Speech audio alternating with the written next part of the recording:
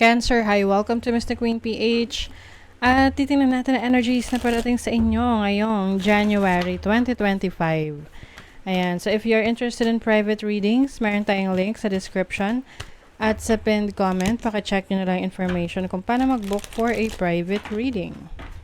And please subscribe to our channel to show your support, like, share this video, at mag-comment na rin kayo kung kayo ay naka-resonate. Okay, let's see Cancer. Ano yung energies for you this January 2025? Second house, Capricorn, and fourth house. Wow. Sinisecure nyo ngayon talaga ang inyong family, no? Someone who is very protective sa family nyo, very caring. You want to provide for your family. So with the second house here, ngayong January, you will focus on your finances, yung mga needs ninyo sa family ninyo. You will also focus on your work, like working so hard. Oo, puro trabaho. And kahit naman na puro trabaho kayo ngayong January, worth it naman yan kasi meron siyang magandang pakinabang sa family mo at sa goals mo, financial goals mo ngayong January. Maaring merong madadagdagan, no? Na may madadagdag na bagong source of income for you ngayong January. Let us see what else. You have the Strength card. You have the Four of Wands, the Two of Swords, the Chariot. Wow. Four of Pentacles. Financial stability talaga ito. Alam nyo, meron kayong mabibili na importanteng gamit or property ngayong January. So, pwedeng, mga importanteng appliances, malaking ref, yung kinakatok na ref. Oo, ganyan. O kaya, sasakyan, or bahay, or major renovation na gagawin. I see a major renovation sa bahay ninyo. Or magpapagawa kayo ng gate, magpapalagay kayo ng bakod, pwedeng bibili kayo ng lupa, sa malayong lugar, no? Probinsya. Ace of Swords, this is a new idea. Siguro meron kayong bagong creative ideas na naiisip nyo na pwedeng maging source of income for you. Like a new business na pwede mong gawin at the comfort of your home. And also, medyo magiging maingat kayo sa pagpapautang ng pera. Oo, kasi I also see someone na pwedeng hihiram ng pera sa'yo dahil nakikita niya na maganda yung income mo.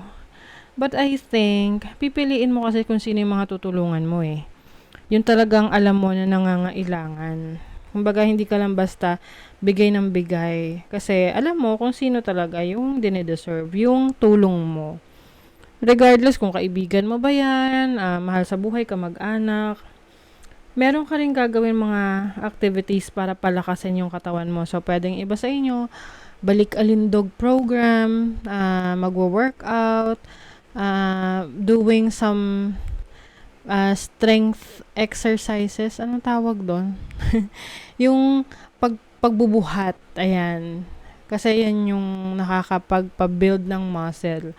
So, you are really focusing on having great stamina. Meron ding travel opportunities for you, pero you're not yet sure kung ipupursue nyo to kasi iniisip nyo kung practical ba. Kasi syempre pag nag-travel, no, gastos na naman yan. Kasi mukhang pagdating sa finances ninyo, magiging maingat kayo sa gastos. Kumbaga, may mga bad decisions na kayo sa pera in the past. So, ngayong January, talagang maingat ka na hindi siya maggastos sa mga walang kakwenta-kwentang bagay. Oo, kasi minsan, 'di ba, we tend to buy things dahil lang una, trending or parang inoffer sa'yo, hindi mo mahindian yung kaibigan mo. O kaya bugso ng damdamin, 'di ba?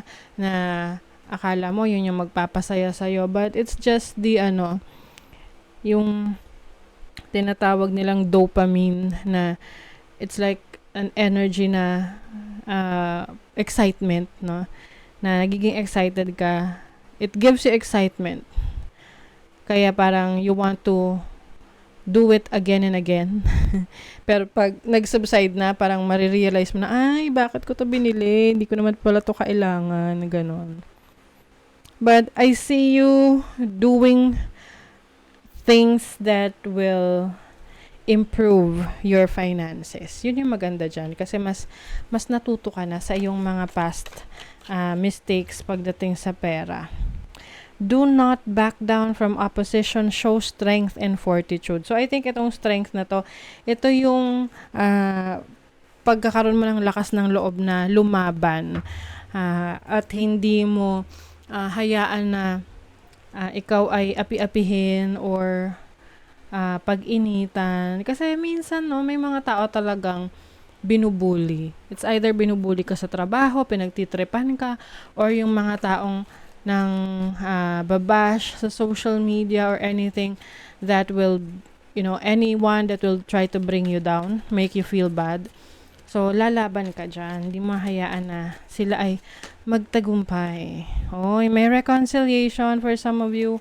Pwedeng kayo ay makikipag-ayos, no, sa isang na tao na nagkaroon kayo ng falling out issue, pag-aaway, ang tawag dyan, meron kayong samaan ng loob, merong reconciliation. Something important such as a new job or a raise. Wow. So, yung iba sa inyo may bagong work, bagong source of income like what I mentioned kanina, or merong pag-increase ng sweldo o tataas na yung sweldo nyo. Yung iba, mariregular na kayo or may promotion kaya tataas yung inyong sweldo or income. Ito yung sinasabi kong misunderstanding. Kasi yung iba, pag hindi mo na pagbigyan, 'di ba, parang ang sama mo na. Spiritual development, enlightenment, awareness, and understanding. You are also going through spiritual awakening. Nare-realize mo na what is best for you, what is not.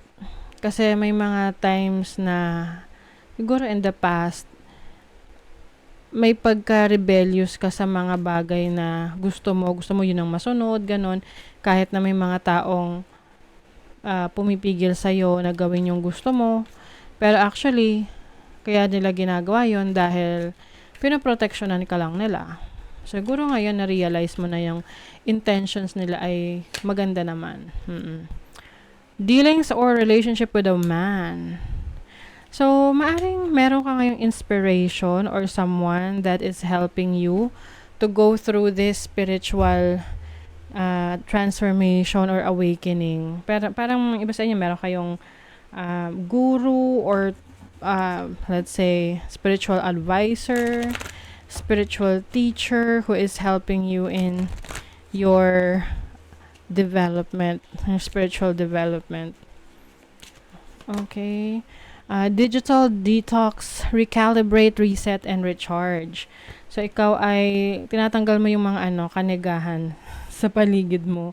And also, umiiwas ka na rin, medyo naglalaylo ka sa social media, binabawasan mo yung screen time mo kasi mas nagpo-focus ka sa peace of mind mo, and also meditation, at sa productivity mo. Yan, kasi may abundance dito. So, whatever you're going to work on ngayong January, yung focus mo, doon ka mas makakuha ng abundance.